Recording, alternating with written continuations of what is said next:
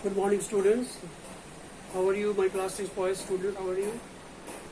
Well, आगे हम लोग चलते हैं, आगे बढ़ते हैं और unit 3 section 3 poem hero. Poem एक हीरो है। हीरो मतलब क्या होता है? ये फिल्म का हीरो नहीं है, ये है लाइफ का हीरो, ये है बहादुरी का हीरो, ये है शक्तिशाली हीरो और ये है अपने मदर को बचाने का जो बहादुरी दिखाता है उसका हीरो है, ये देश का हीरो है, ये समाज का हीरो है। तो आगे देखिए हीरो के बारे में क्या कहा गया है। तो ये पोएट इसका है गुरुदेव रविंद्रनाथ टैगोर। समझे? गुरुदेव रविंद्रनाथ टैगोर मालूम है कौन है? आप एक काम करिएगा, आराम से बैठ के खाली समय में जब रहेंगे फ्री तो गुरुदेव रविंद्रनाथ टैगोर के बारे में देखिएगा, गूगल करिएगा। मोबाइल आपके रेडी हाथ में है, जस्ट गूगल थ्रू वहाँ लिखिए रविंद्रनाथ टैगोर, बस देखिए विकिपीडिया में आ जाएगा कौन रविंद्रनाथ टैगोर और एक जगह नोट करने लगिए। हम आपको क्वेश्चन में पुट अप करेंगे कि right briefly on Gurudev Rabindranath Tagore, तो आप इसके बारे में थोड़ा जानकारी ले रखिएगा और उसी को मत कहिएगा कि हमको नहीं पता, आपने नहीं पढ़ाया, बुक में नहीं है, ये नहीं है, वो नहीं है। हम आपको एक टास्क दे रहे हैं कि what do you know about Gurudev Rabindranath Tagore, या briefly describe any information you know about Gurudev Rabindranath Tagore. Gurudev Rabindranath Tagore के बारे में कुछ लिखिए, 4-5 लाइन 10 लाइन जो भी आपको पता है, और उसके लिए आप गूगल आपके पास है, जस्ट गूगल में जाइए, लिखिए रविंद्रनाथ टैगोर, पूरा इन्फॉर्मेशन आपको मिल जाएगा। राइट, ठीक, आगे चलिए। तो यहाँ पे कह रहा है पोएट का नाम है हीरो, राइटर है गुरुदेव रविंद्रनाथ टैगोर। यहाँ पे कह रहा है the hero depicts a journey of a mother and her सन।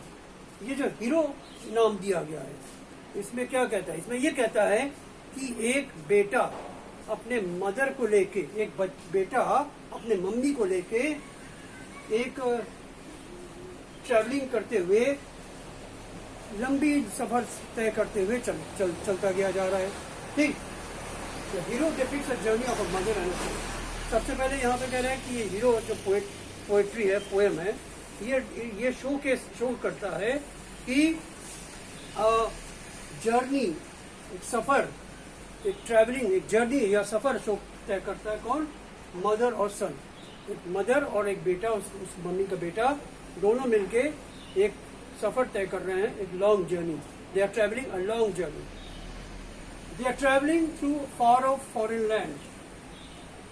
दूर दराज के जंगलों के होते हुए, पहाड़, मतलब दूर दूर तरह। They are travelling far off मतलब बहुत दूर दूर जा रहे होंगे।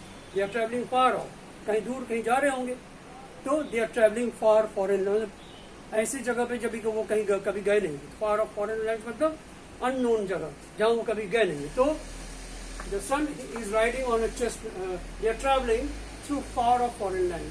The son is riding on a chestnut horse. Chestnut horse मतलब छोटा सा एक घोड़ा, जो कि it is comfortable to ride for a small boy.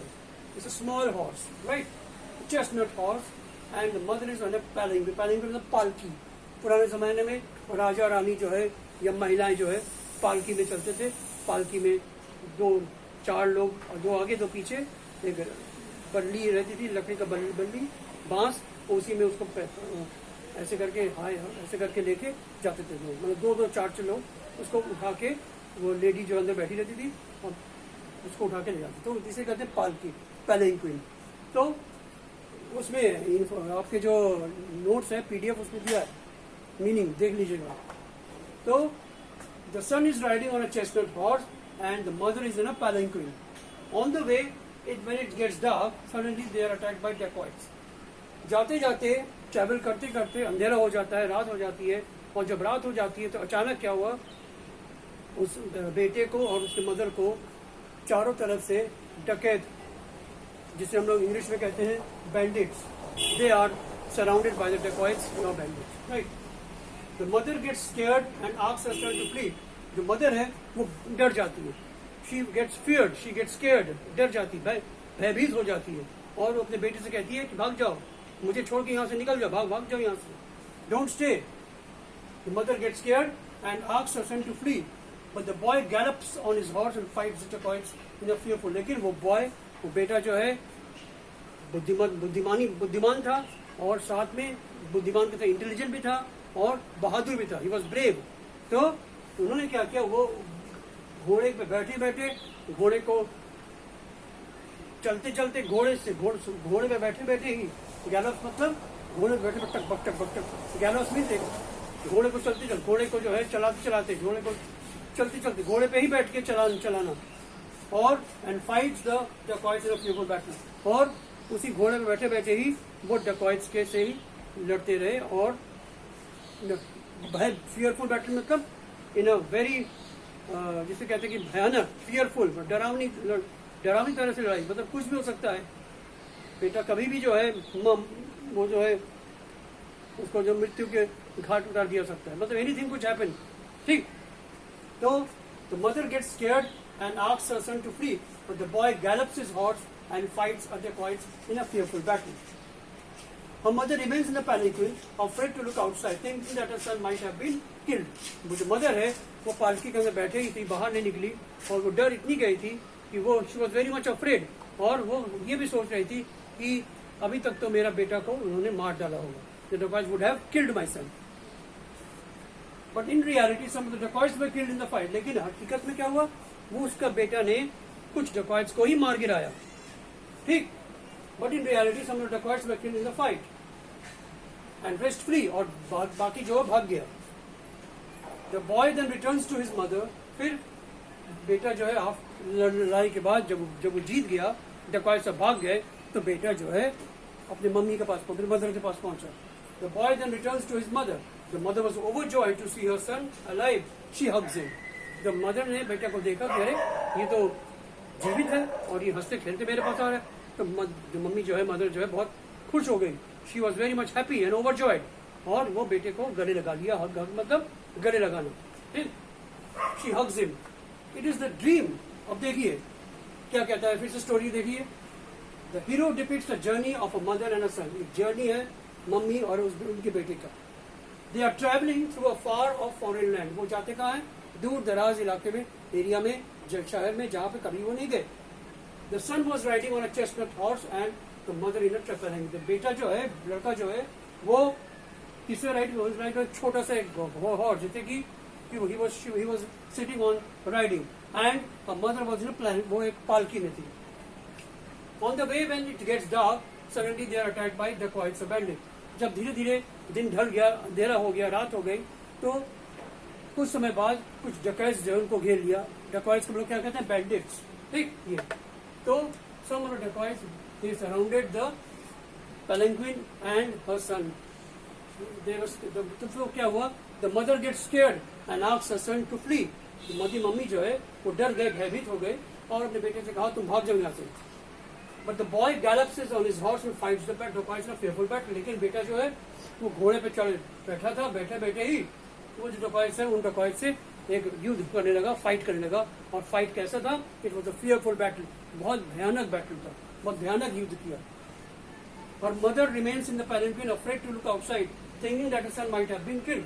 और जो मदर है, वो मदर जो है उसी पालकी बैठी थी, इतना भयभीत हो गई थी, इतना स्केयर हो गई थी कि she did not dare to look out. और वो भी ये समझ गई थी कि उनका बेटा जो है वो मार डाला गया, बेटा जो है मृत्यु हो गई, डकॉइट्स ने उनके बेटे को मार डाला।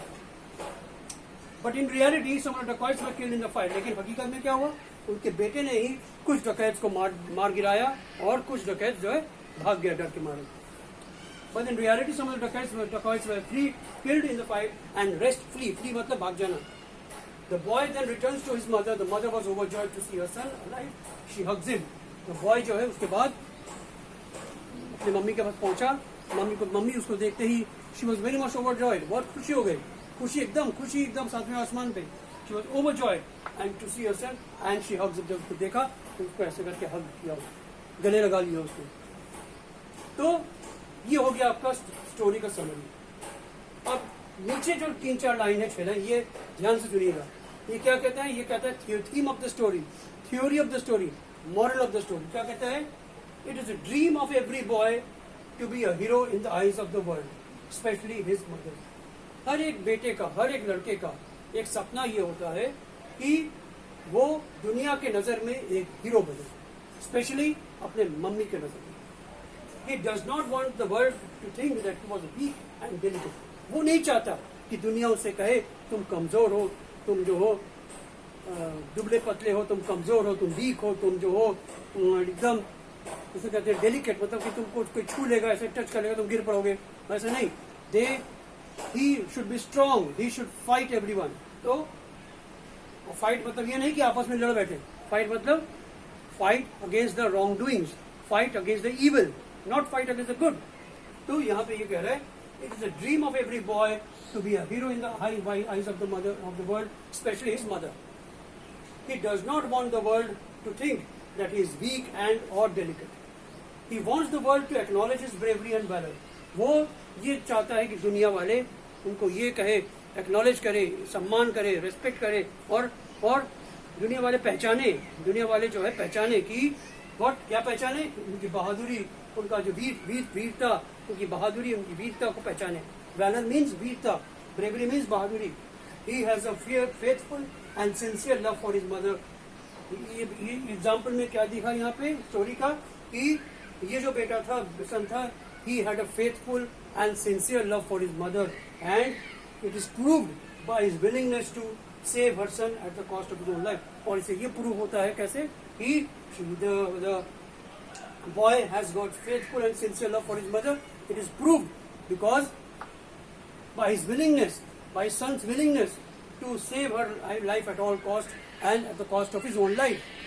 इसमें क्या था, इसमें उसकी जान भी जा सकती थी, लेकिन उसने वो डट के मुकाबला किया और वो भागा नहीं.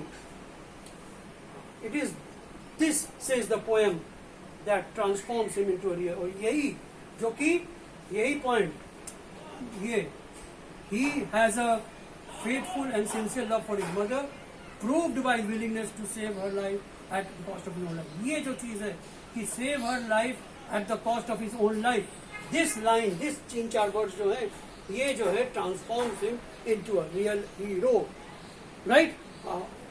मैं आशा करता हूँ आप लोग ध्यान से सुने होंगे. ठीक, अब आइए इधर.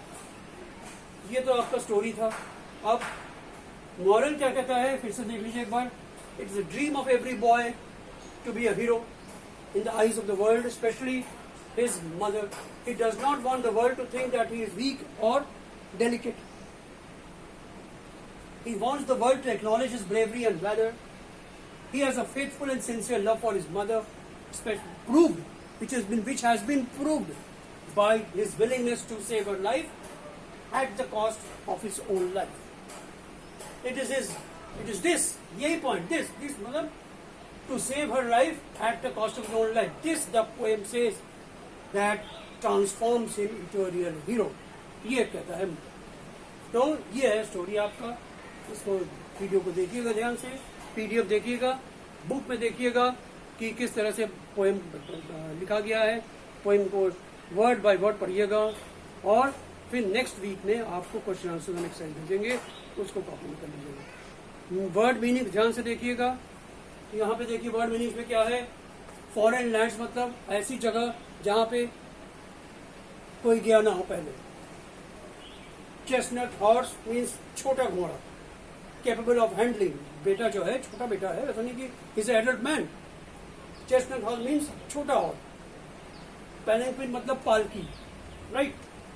डकॉइट्स मीन्स बैंडिट्स मीन्स डकैत. गैलप्स मीन्स घोड़े को टकबक करके आगे घोड़ा चलता है, उसे कहते हैं द हॉर्स गैलप्स. ठीक, अब आगे यहाँ पे देखिए सब इजी है वर्ड. डेलिकेट, वीक और वीक मतलब कमजोर, डेलिकेट मतलब एकदम कोमल, एकदम जो है कोई इसमें कोई जान, कोई इसमें strong. He is not strong, he is not strong, strength नहीं उसमें, कुछ कोई इसमें ताकत नहीं है. उसमें एक्नॉलेज मतलब he wants the world to acknowledge his bravery and valor. मतलब कि दुनिया उसको पहचाने. एक्नॉलेज मतलब पहचानना. valor means bravery and बहादुरी, वीरता. बस इतना आपको मालूम ही है. ट्रांसफॉर्म मतलब चेंज होना, drastic change in his life. ठीक, ये हो गया आपका पोएम. इसका नाम है hero bye Gurudev Rabindranath Tagore. So boys and girls, thank you so much. हम लोग आप नेक्स्ट वीडियो में मिलेंगे अगले हफ्ते एक्सरसाइजेस के साथ. Thank you so much.